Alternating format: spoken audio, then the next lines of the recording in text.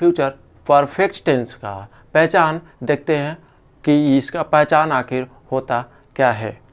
तो इसका पहचान अगर देखा जाए तो पहचान निकल के आते हैं वाक्य के क्रिया के अंत में सूखेगा, सूखेगी या फिर सूखेंगे इत्यादि, ऐसे हमें देखने के लिए इसके पहचान मिलते हैं। और ये याद रखेंगे कि ये हमेशा और हमेशा लास्ट में ही देखने के लिए मिलते हैं। अगर शुरू में देखें तो उसे फ्यूचर से मत बना देना, ठीक है।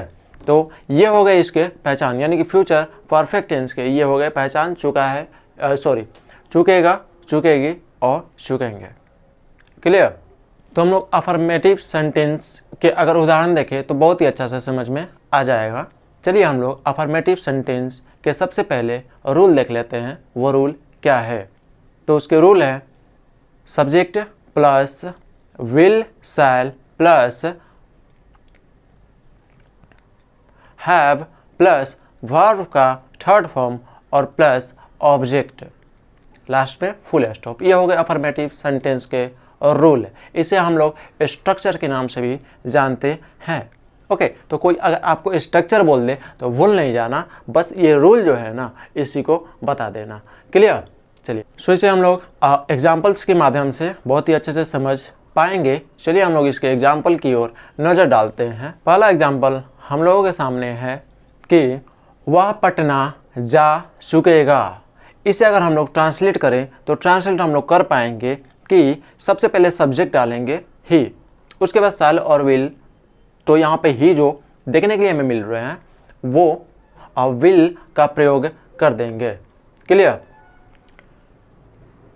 उसके बाद हैव और उसके बाद वर्ब थर्ड, यानी कि वर्ब हमें देखने के लिए मिल रहे हैं जाना। तो जाना का हम लोग यूज करेंगे गॉन और to Patna, gone to Patna.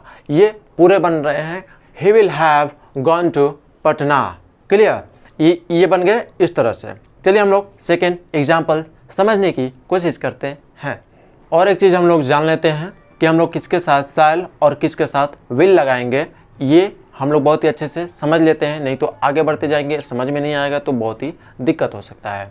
तो हम लोग सबसे पहले ये जान लेते हैं कि अगर कोई भी टेंस में जो गागगी वाले हो उसमें सब्जेक्ट अगर आई और वी दिख जाता है, सब्जेक्ट के रूप में क्या दिखता है आई और वी, तो इसके साथ हमेशा और हमेशा शैल लगाएंगे। ठीक है, हमेशा और हमेशा शैल लगाएंगे। और इसके अलावा जितने भी प्रोनाउन सब्जेक्ट के रूप में आ रहे हैं, जितने भी नाउन सब्जेक्ट के रूप में आ रहे हैं, आप उन सभी के साथ सिर्फ और सिर्फ विल का प्रयोग करेंगे। क्लियर। ओके, तो सेकेंड एग्जाम्पल हमारे सामने है, उसे अरे लाइट कहाँ गई रे, जल्दी से बुलाओ। मैं एक पत्र लिख चुकूंगा। इसे ट्रांसलेट करने के लिए सबसे पहले सब्जेक्ट देखते हैं मैं, यानी कि इसके लिए I shall have written a letter. Letter यहाँ पे ऑब्जेक्ट के लिए आया है और शैल विल तो आप लोग जानते ही हैं हेल्पिंग वर्ब है, और यहाँ पे जो हैव आया है वो उसके साथ एक रूल का हिस्सा है, और इसके बाद हम लोग वर्ब शर्ट का यूज किए थे। क्लियर।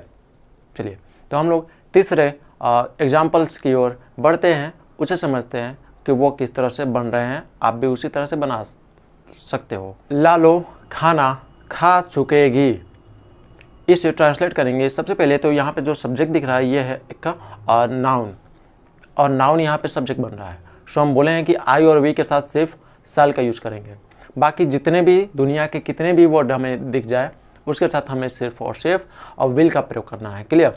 तो यहाँ पे क्या बोले हैं कि लालो खाना खा चुकेगी, तो इसे हम लोग ट्रांसलेट करेंगे कि लालो विल हैव ईटन फूड। लालो विल हैव ईटन फूड, इस तरह से हम लोग इसे बना सकते हैं। लालो एक सब्जेक्ट है, विल यहाँ पे हेल्पिंग वर्ब का काम कर रहा है, और have plus V third. Clear, ये रूल के हिस्से में है। ओके, तो इस तरह से आप अफर्मेटिव सेंटेंस फ्यूचर परफेक्ट के बना सकते हो। चलिए अब हम लोग चलते हैं अपने नेगेटिव सेंटेंस की ओर, जिसमें हम लोग जानते हैं कि कैसे नहीं से जुड़ा हुआ सेंटेंस जो कि फ्यूचर परफेक्ट टेंस के होते हैं उसको हम लोग बहुत ही आसानी से ट्रांसलेट कर लेंगे। क्लियर। सबसे पहले नेगेटिव सेंटेंस के लिए हम लोग स्ट्रक्चर रूल इसके जान लेते हैं कि रूल क्या है। तो इसका रूल है subject plus will shell plus not plus have plus verb third plus object. Clear? Okay.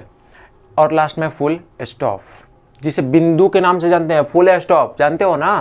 तो इसके ट्रांसलेशंस हो सकते हैं, हम लोग एग्जाम्पल्स के माध्यम से समझने की कोशिश करते हैं।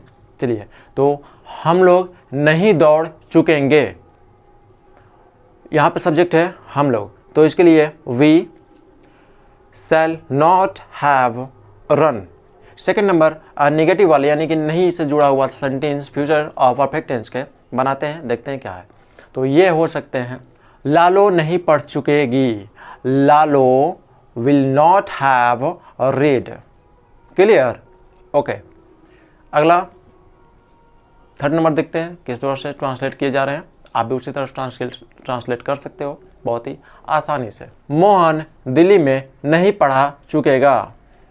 इसे ट्रांसलेट करें तो सबसे पहले हम लोग ये जान लें कि मोहन यहाँ पे सब्जेक्ट के लिए आया है, तो सब्जेक्ट हम लोग मोहन को मोहन ही रहने देते हैं। Clear? So Mohan will not have taught in Delhi, Mohan will not have taught in Delhi. Clear? और लास्ट में हम लोग फुल स्टॉप दे देंगे। इस तरह से आप फ्यूचर परफेक्ट के अफर्मेटिव और नेगेटिव वाले सेंटेंस बिल्कुल आसानी से बना सकते हो। अपने घर पे इसे प्रैक्टिस करो, जिससे कि आप लोगों को बहुत ही ज़्यादा समझ में आ जाए। बाकी प्रैक्टिस करने के लिए हम लोग एक सीरीज निकालेंगे, जिसमें हम लोग सिर्फ और सिर्फ टेंस से जुड़े हुए सेंटेंसेस को प्रैक्टिस करेंगे। क्लियर? ओके। तो चलिए, आज के लिए बस इतना ही। मिलते हैं एक अगले मज़ेदार वीडियो में, तब तक के लिए बाय बाय। और चैनल को सब्सक्राइब करना बिल्कुल ना भूलें। Thank you.